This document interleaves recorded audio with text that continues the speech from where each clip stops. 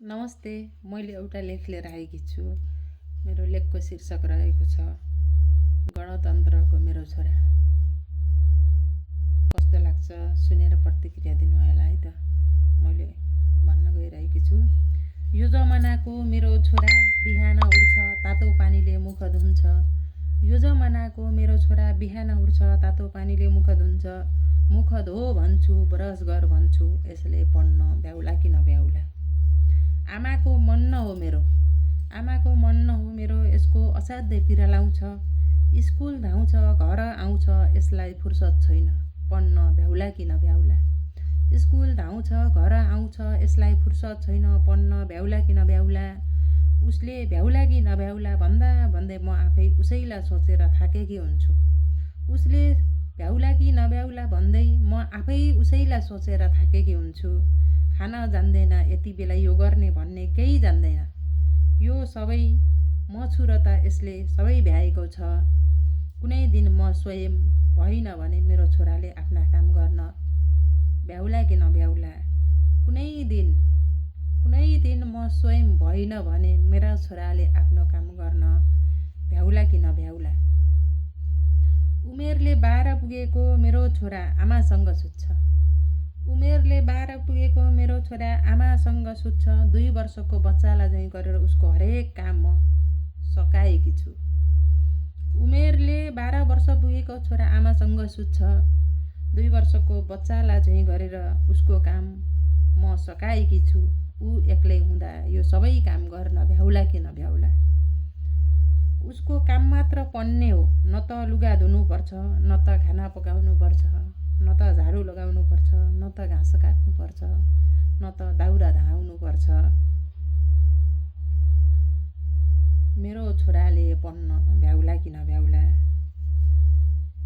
भ्याउला कि नभ्याउला सुविधा यति छ कि जमाना नै तातो पानीले मुख धुनीको जमानाको छोरो हो मेरो। छोराले पढ्न भ्याउला कि नभ्याउला। छोराले पढ्न भ्याउला कि नभ्याउला। सुविधा जमानाको मेरो छोरो टिभी हेर्छ, पानी खान मन लाग्दासम्म सोफामै बसेर आमा पानी ले भन्छ। सुविधा जमानाको मेरो छोरो टिभी हेर्छ, पानी खान मन लाग्दासम्म सोफामै बसेर आमा पानी ले भन्छ। यसले पढ्न भ्याउला कि नभ्याउला। गेम खेल्न मोबाइल छोपेर उसले होमवर्क पनि बिर्सन्छ। गेम खेल्दा मोबाइल छोपेर उसले होमवर्क पनि बिर्सन्छ। स्वयं लेखिस सकिस घोकिस नबनेसम्म उसले कहिल्यै आफै सके आमा भन्दैन।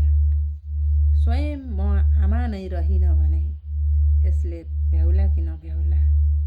स्वयं म आमा नै रहिन भने यसले भ्याउला कि नभ्याउला। लुगा लाउनै जान्दैन, लुगा लाउनै जान्दिन, बटन कसरी लाउने यसले केही पनि थाहा छैन। यसले पढ्न भ्याउला कि नभ्याउला। बिस्तारामा सुत्यो भने बिस्तारामा सुत्यो भने उठाउन गाह्रो यसलाई, निदै पुग्दैन। यसले म रहिन भने भ्याउला कि नभ्याउला। यही चिन्ताले पिरोलिरहन्छ मलाई, म उसकी आमा नहुँ। यही चिन्ताले पिरोलिरहन्छ मलाई, म उसकी आमा नहुँ। आमाले यतिसम्म गर्थिन् भन्ने सोच्न सक्ने हुन भ्याउला कि नभ्याउला। आमाले यतिसम्म गर्थिन् भनेर सोच्न सक्ने मेरो छोरो हुन भ्याउला कि नभ्याउला। तातो पानीले मुख धुन्छ, पानीको चिसो सहन नसक्ने मान्छे स्वयं म आमा रहिन भने यी सबै काम गर्न भ्याउला कि नभ्याउला। यो जमानाको छोरो मेरो बिहान उठ्छ तातो पानीले मुख धुन्छ।